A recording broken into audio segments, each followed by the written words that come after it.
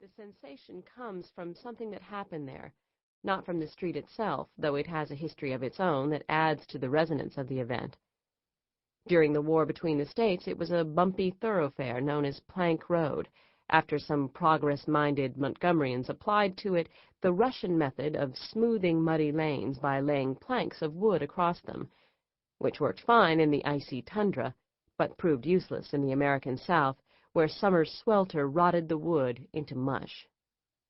In the late 1880s, the road was renamed in honor of New York's Grover Cleveland, the first post-Civil War U.S. president to visit Montgomery. It was paved at the turn of the century when the initial generation of gasoline-powered automobiles came chugging into town. Not that many did. Montgomery was essentially a railroad and riverboat outpost, and through the first half of the 20th century, Cleveland Avenue remained an unremarkable road in an average city in the Deep South. That changed on December 1st, 1955, when Rosa Louise Parks, a prim, bespectacled, 42-year-old mulatto seamstress, made history by refusing to give up her seat on the Cleveland Avenue bus to a white man. Her courageous act touched off a 381-day boycott of the city's bus system, led by Dr. Martin Luther King, Jr., and is now considered the beginning of the American Civil Rights Movement. As Eldridge Cleaver, author of Soul on Ice, noted of that winter day, "Somewhere in the universe, a gear in the machinery shifted." Within a year after the Montgomery bus boycott, 42 other local movements were organized in the South to combat racial segregation. From that day onward, the phrase "back of the bus" became a synonym for and a rallying cry against racial discrimination. And, to many backward thinkers, Rosa Parks became a pariah. In the aftermath of her intransigence, she received a barrage of death threats. Yet, she continued to reside at the Cleveland Courts Housing Project in a poor part of town known as Peacock Tract, with her barber husband, Raymond Parks, and her mother, Leona Edwards Macaulay, in shoebox-sized apartment 634. Old-timers say that the two-story red-brick housing project, built in 1941, was a decent place to live when the Parks family resided there from 1951 to 1957. It was a segregated community center of sorts, where Montgomery's African Americans could gather for Saturday barbecues in the grassy courtyard, then proceed the following morning in their Sunday best to their choice of nearby Lutheran or Baptist or African Methodist Episcopal AME churches to praise the Holy Gospel and the everlasting joy of Jesus Christ. "We all pulled for each other at Cleveland Courts," Parks recalled. "We all loved Jesus and despised Jim Crow." That was then. 4 decades later, Cleveland Courts had soured into a decrepit eyesore, strewn with the leavings of discarded lives and surrounded by piles of garbage.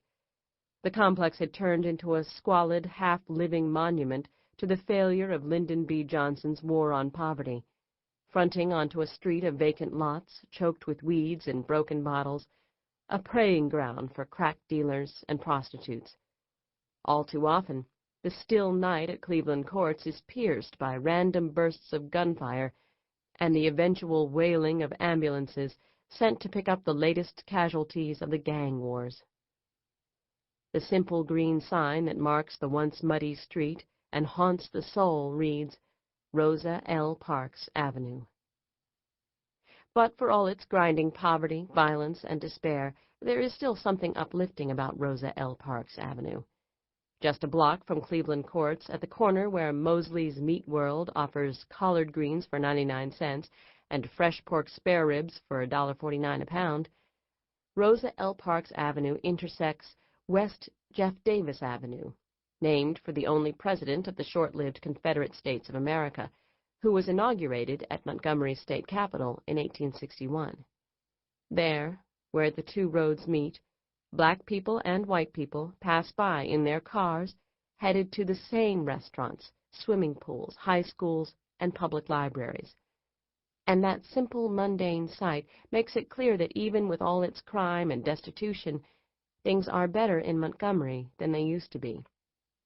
Jefferson Davis's Dixie and George Wallace's Jim Crow are long gone, supplanted by Rosa Parks as the enduring symbol of a more tolerant New South and a more civilized America.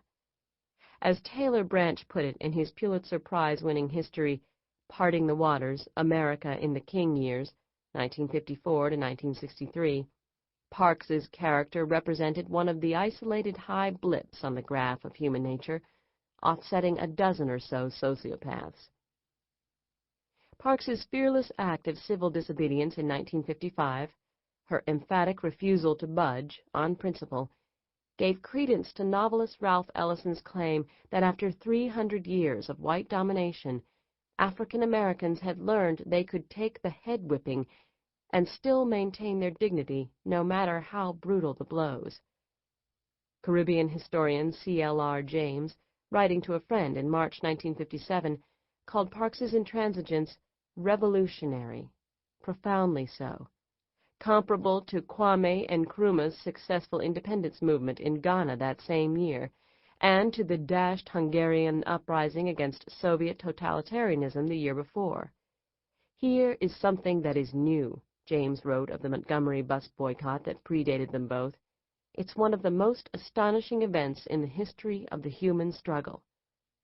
The Czech Republic's Václav Havel deemed Parks a sustainable hero simply because, when her time came, she sat down. Indeed, in the spring of 1989, when a lone Chinese student stood defiantly before an army tank in Beijing's Tiananmen Square, as hundreds of millions of people watched around the world, it was, as South African President Nelson Mandela put it, a Rosa Parks moment. Novelist Richard Wright's posthumously published American Hunger anguished over the paradoxical Negro who was an organized part of the nation, yet excluded by the entire tide and direction of American culture. By 1999, however, Rosa Parks had clearly smashed through that exclusion. Mainstream America embraced the seamstress from the projects as a national treasure, an icon made flesh. Everyone, it seemed, wanted to pay homage to the octogenarian Parks as the 20th century drew to a close. Time magazine proclaimed Parks one of the 100 most significant individuals of the century, noting that her modesty and serenely human bravery made her unique among global heroes. Her status as an unimpeachable heroine, even for a cynical age, was cemented when she was asked to sit next to First Lady Hillary Rodham Clinton at the last State of the Union address of the American century, delivered by Bill Clinton the same week the U.S. Senate was deliberating whether to impeach him. It was for moral support that the President asked Rosa Parks to sit in the gallery next to the First Lady, and the legend delivered. The mere mention of her name inspired the longest and loudest applause of the night. A few weeks later, after celebrating a Mass in St. Louis on what would likely be his last visit to the United States, Pope John Paul II met with and blessed Rosa Parks, hanging a long white rosary around her neck in recognition of her Christian contribution to humanity. "My lifetime mission has been simple," she wrote the pontiff in deep gratitude, but also concerned about sexism in the Catholic Church, that all men and women are created equal under the eyes of our Lord. Around the same time, former U.S. Poet Laureate Rita Dove published On the Bus with Rosa Parks, a tribute to the emblematic everywoman who changed her nation by sitting there, waiting for the moment to take her.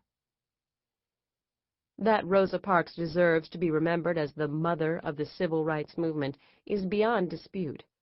Yet, as the historian Deborah Gray White argues in Too Heavy a Load, Black Women in Defense of Themselves, 1894 to 1994, Parks was by no means the first of her race and gender to challenge racial segregation laws on a public transportation system. In 1884, Ida B. Wells, a Memphis newspaper woman both renowned and reviled for her crusade against lynching, balked when asked to move from her seat in a white-only. To keep listening to this audiobook, I've left you a link in the description so you can do it, at no cost thanks to Audible's 30-day free trial.